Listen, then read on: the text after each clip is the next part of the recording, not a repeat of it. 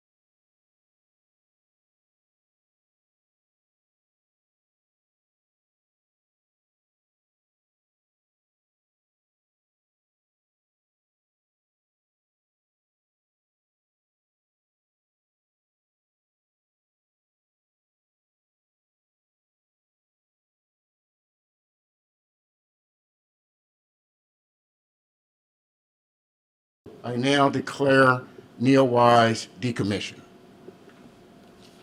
What a great mission. What a great team. I can't say enough about this team. They all have ownership of their procedures and processes, and they make it happen. The science folks did a great job of giving an overview of how this all came about and some of the great science that has been discovered and analyzed to date.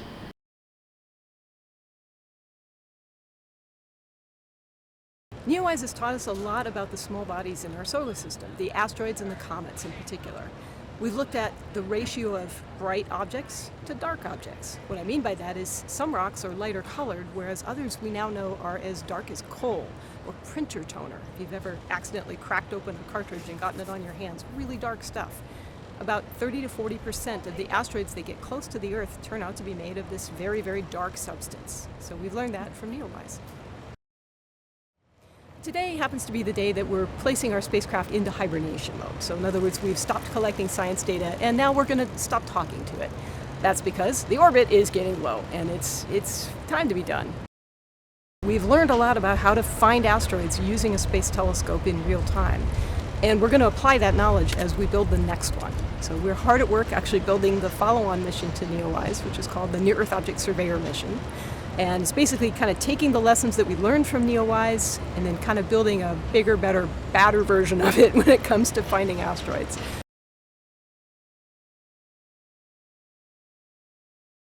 A spacecraft. This has been my first opportunity to actually send the last command. And more than what was going through my mind, I was thinking about the people that started the mission up, right? The people that had the reach back, the people that were so passionate with the science that they presented, right? To be associated with the mission at the time that Comet NEOWISE that was discovered, that was a great, great feeling to be a part of that, to see the press release, to see all of the various pictures, you know, that was released with the image in it, and to know that your team made that happen. It's that old saying, when one door closes, another one opens. And that's what we have today with the decommissioning of NEOWISE. Being a pathfinder for NEOs, it opens the door to NEO survey.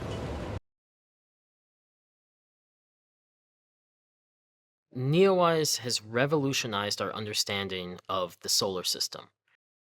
It produced things that people want to use that help us and are really helping us better understand our place in the universe. We observed over 150,000 objects in the solar system, measuring diameters for all of them, and really helping us expand our database for the physical properties of asteroids and comets. Even though NEOWISE is ending, there's still going to be a future to tracking near-Earth objects because we still haven't found them all. So we will be launching another mission in 2027 called the Near-Earth Object Surveyor mission. And the point of this is to complete the survey that WISE started, to use all the lessons we learned from WISE and NEOWISE, and to do a full census of the hazardous asteroids out there.